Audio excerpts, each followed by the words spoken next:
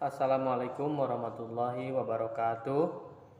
Nama saya Puji Maulana dari MN kelas 19C, akan memenuhi tugas dari akuntansi manajemen pada materi atau video yang telah dibagikan. Nah, di sini pada video yang dibagikan menjelaskan tentang definisi dan tujuan akuntansi manajemen lingkungan. Menurut Arpan Iksan, akuntansi manajemen lingkungan adalah identifikasi, pengukuran, dan alokasi biaya ke dalam pengambilan keputusan usaha serta mengkomunikasikan kepada para stakeholder perusahaan. Nah, itu menurut Arpan. Sedangkan menurut IFAC, akuntansi manajemen lingkungan adalah pengelolaan lingkungan sekaligus kinerja ekonomi organisasi melalui pengembangan dan implementasi dengan kebutuhan perusahaan tersebut. Kemudian, akuntansi manajemen lingkungan secara garis besar istilah yang berkaitan dengan dimasukkannya biaya lingkungan ke dalam praktek akuntansi perusahaan atau lembaga pemerintah sebagai dampak baik moneter maupun non-moneter yang harus ditanggung perusahaan. Kemudian selanjutnya ada tujuan akuntansi manajemen ini, yaitu 1. Perusahaan dapat mengenali dan mengurangi dampak lingkungan negatif dari praktik akuntansi konvensional.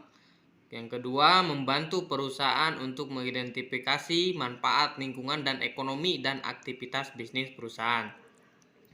Kemudian, mengidentifikasi, mengumpulkan, dan menganalisis informasi baik fisik dan moneter untuk pengambilan keputusan internal.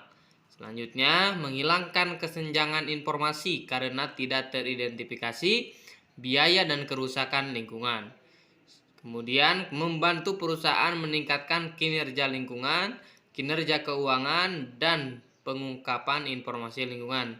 Dan yang terakhir, berperan penting bagi perusahaan untuk fokus pada produk bersih, manajemen rantai pasokan, produk hijau, atau sistem pengelolaan lingkungan yang baik.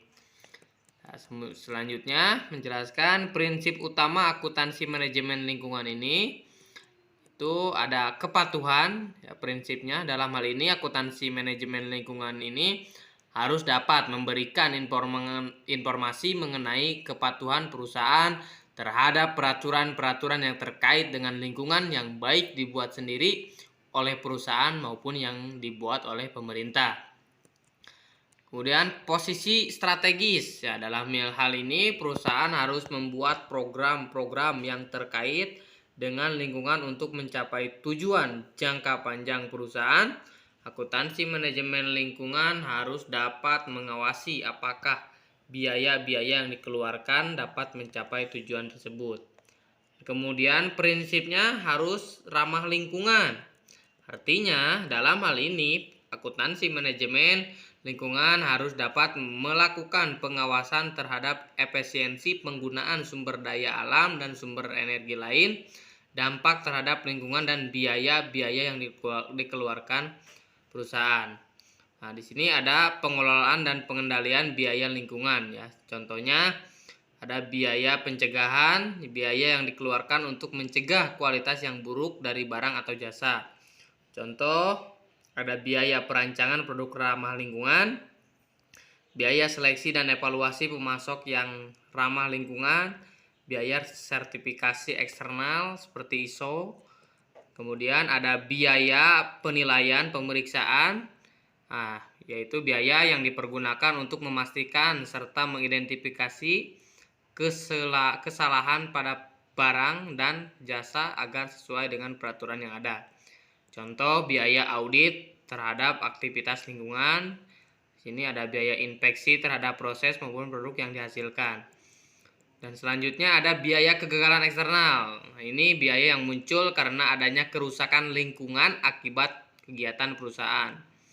Ini banyak yang tidak tahu masyarakat, sehingga perusahaan seenak-enaknya saja, ya, mencemari lingkungan, ya. Contohnya biaya persembahan lingkungan yang tercemar, biaya ganti rugi kepada pihak ketiga karena kerusakan lingkungan yang disebabkan oleh perusahaan. Yang terakhir, ini yang ada biaya kegagalan internal, yaitu biaya yang muncul akibat perusahaan menghasilkan elemen-elemen yang dapat merusak lingkungan namun masih dapat dikendalikan perusahaan. Contohnya ya terakhir ada triple bottom line accounting ya. Ini yaitu sebuah konsep pengukuran kinerja suatu perusahaan yang menggunakan indikator keuangan maupun non keuangan. Sini pilar utamanya ada people, ada planet, dan profit ya.